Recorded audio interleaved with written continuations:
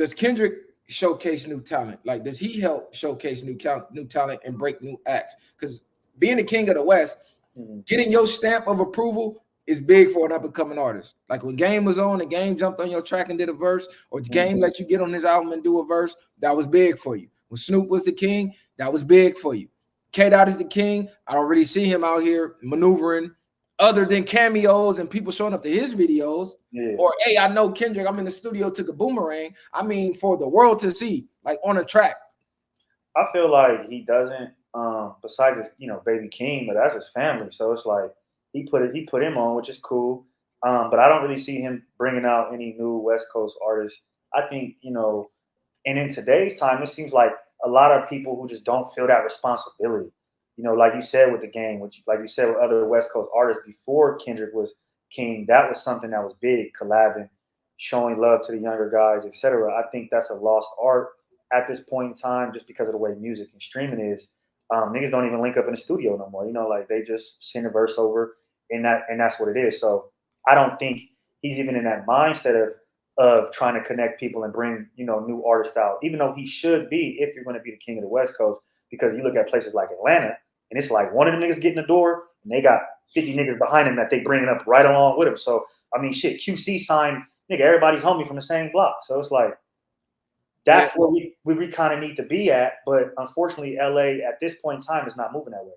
It's wild because Game took Nipsey on tour. Game took Kendrick on tour. So Game was exposing new up-and-coming acts who would later go on to be successful in the industry before there were anybody. Before anybody knew their names, he was exposing them to the mainstream. Like, look, these are my fans. Go showcase your talent. And if you could pull some fans from my fan base, more power to you. I don't see that happening. Not saying he's not doing it behind the scenes, but I don't care about behind the scenes. What you doing for the world to see? Because musically, if we don't hear your music, if we don't see you, we don't know you exist. So I could be plugging you with plugs behind the scenes, but if the world don't know it, it's damn near irrelevant. Because this is the world of social media. This is the world of, you got to show me now, the popcorn generation, microwave generation. If you're not in my face damn near every day, I forgot you. You don't exist. Nah, that's fact. I think Kendrick, and something that I realized about TDE artists is that they go on other people's tracks, but you won't necessarily see people on their bodies of work.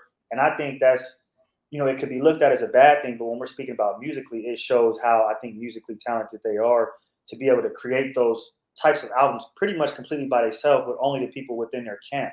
I think they just overall understand that maybe these artists just don't fit their sound. So I'm not going to bring you on here when you don't fit this, even though you should try to maneuver and make some way where you can get people on a track.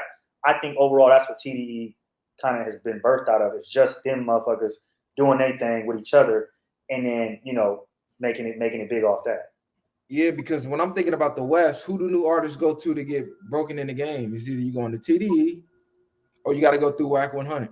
Yes, like exactly. You got to do something like that. You got to. That's really it. I mean, and Whack, who the last person he had? Blueface. Like, so it's like Whack had Blueface. He had Sabi third before that, but that's big too. He dropped the ball with that by going to jail and doing other little shit because he should really be a superstar right now. So he fucked that off. Because he was supposed to be put out on Cash Money West before Blueface. So other than that, Whack has turned himself into a personality, which has turned himself into a social media superstar with the Clubhouse, with the beefing with niggas every week. Then now he's on No Jumper. He got the show over there. So Whack himself is now a figure. So I don't think he really got time to be breaking new artists. He like, shit, I am the artist. I'm up. We don't really got that. Yeah, and it's like, that's the problem. We don't, at least from what I see, we don't have nobody in the streets or on social media like crazy trying to find the new talent and the artist. It's like LA's weird, right? Or West Coast is weird because niggas will see you for years doing your thing, but won't bring you up until you already in the room with them. Then it's like, oh, what's up, bro? Like, I fuck with what you're doing. Let's hop on a song. Let me get a feature, etc. But nigga, when I was outside the building, still making a smaller, noise, but smaller, niggas wasn't trying to hear me. So now I got to do and get up in here. And then at that point, niggas already got a chip on their shoulder. They don't even want to fuck with niggas. So I feel like that's where the disconnect comes. And that's why we don't end up because of that. You said what? Oh, no, you was glitching. You was in the Matrix. I thought we lost you. Damn, for real? Yeah, I said LA is the only place, like you said, they'll see you booming, cracking, working. They know you can make it, but they're still not going to co-sign you. But the second you go over to Atlanta, oh, shit, he cracking in Atlanta now. Let me attach myself. Oh, you go to Miami. Oh, he cracking in Miami. Now they want to co-sign you. Oh, he's cracking in New York. Now they want to co-sign you. But niggas don't want to be the first to co-sign you out here. That's the problem with niggas. You go to Atlanta, Atlanta's co-signing you first. You don't got to come to LA. We gonna find out you cracking in Atlanta because Atlanta's backing you, and that's all we hearing from Atlanta. LA is totally different. They got stories of like, you know, everybody in Atlanta got the story pretty much. They was with the homie in the studio, smoking, drinking, and they was just like, just get in the booth, like niggas just getting in the booth doing whatever. And then, you know, a month later, they're like, hey, keep coming back. We want to see you grow. We want to see you work. And I don't think we had that same culture in the West Coast. It's like every man for himself. Until you can do something for me, you're irrelevant. Like once you're able to provide a service and you know maybe boost my stats, then I'll fuck with you. But until then, you kind of on the outside looking in.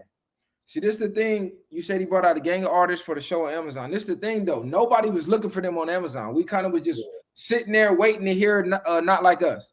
So nobody ears was really registering to what anybody was performing because you wasn't there for that night. Like if he would have held a concert that wasn't derived around the Drake beef and showcasing new talent, to me that'd hit harder. But let's be for real. We all were just waiting for Not Like Us. That's it. We wasn't waiting to hear nobody else. We're like, all right, cool. Who next? All right, cool. Who next? It's like when you're watching a Mayweather fight. Unless you're a super fan of the sport, you don't care about the undercards. Y'all at the house playing cards, y'all drinking. Oh shit, Mayweather on. But the niggas who really love boxing to be the one or two niggas at the kickback really watching. Right here. Right. That's how the pop-out was. The niggas who really love hip-hop, they was really watching. Everybody else was in there. Oh shit, Not Like Us. Yeah. Like, bro, let's be for real.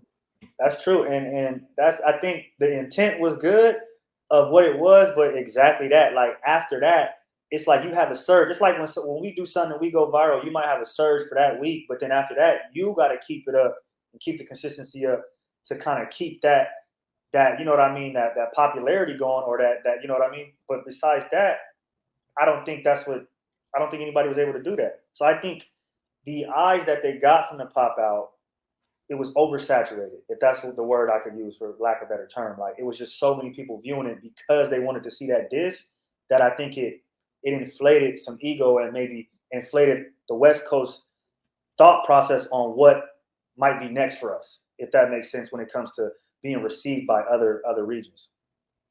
Man, did you see